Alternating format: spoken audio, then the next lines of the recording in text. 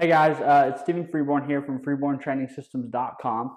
And one of the exercises I love to use in both my own training programs and in programs I write for clients, both online and in person, is the kettlebell swing. The only downside is it's usually an exercise that takes a little while to learn and can be difficult to master without the help of a coach or somebody to kind of cue you through it. So what I wanted to do today is help you guys kind of learn the exercise and give you kind of a window into how I would teach somebody and how I think you should go about trying to really nail the kettlebell swing. The kind of swing I teach is kind of a hard style. So you may have seen people probably most commonly in CrossFit WODs or CrossFit gyms perform what's typically referred to as an American style kettlebell swing, which is where they actually take the kettlebell and end with it all the way overhead, almost in kind of like a two-handed snatch position. I don't teach that one just because I think a lot of people have difficulty bringing their arms overhead without weight, so adding weight to that position just isn't something we want to do. And 9 times out of 10 when we're doing a kettlebell swing, we're trying to develop strength and power in the hips, and we don't need all that extra range of motion to do that. So I'm going to teach you kind of a hard style kettlebell swing, and so let me walk you through it. So the way I like to start people off with the kettlebell swing is first just learning how to hinge the hips. And I think a great drill for doing this is the kettlebell sumo deadlift, because one, you can use the same implement, and two, it really gives you a very similar position to what people are going to use when they're swinging, incorporating the hip hinge. So we'll set the kettlebell up on the ground. We'll take kind of a wider than normal stance. That's where the sumo part of the kettlebell sumo deadlift comes in. We'll make sure the kettlebell's right under our hips. We're going to keep our hands in between our legs. We're going to push our butt back, but we're also going to bend our knees slightly. We're going to keep our back nice and flat. We're going to go down, grab that kettlebell, stand up, extend the hips, extend the knees, squeeze the glutes, finish, and reverse.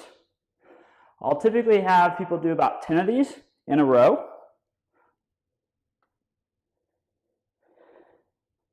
So I'll do 5 like this.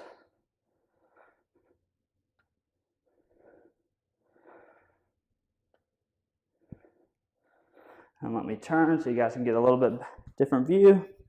And we'll go 5 straight ahead.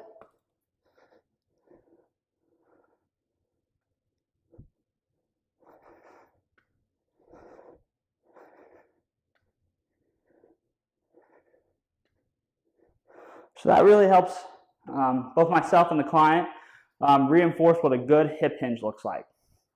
Next step we'll add to learning the kettlebell swing is we'll actually learn kind of the hike position or the initial start position for the swing.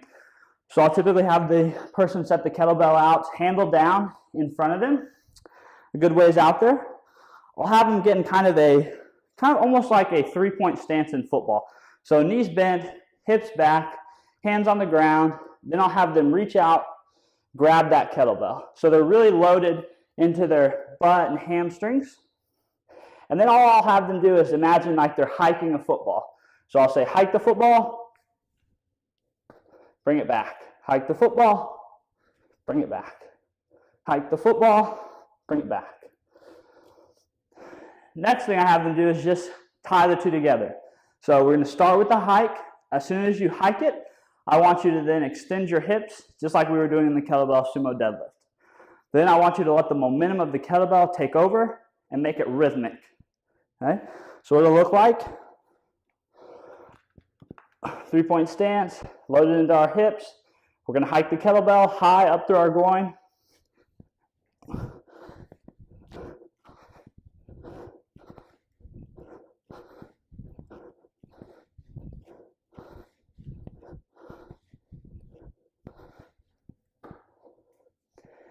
And then last thing I'll ask them to do is kind of sharpen it up, make it a little bit quicker, a little bit more explosive.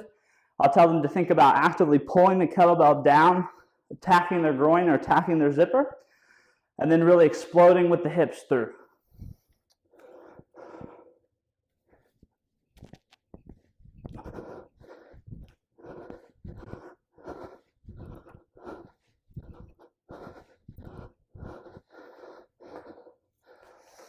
And that's how I typically teach the kettlebell swing, and I think it's a really great way for you guys to learn it and start to incorporate it into your own programming to develop great glute strength, great hip drive, powerful explosive hips.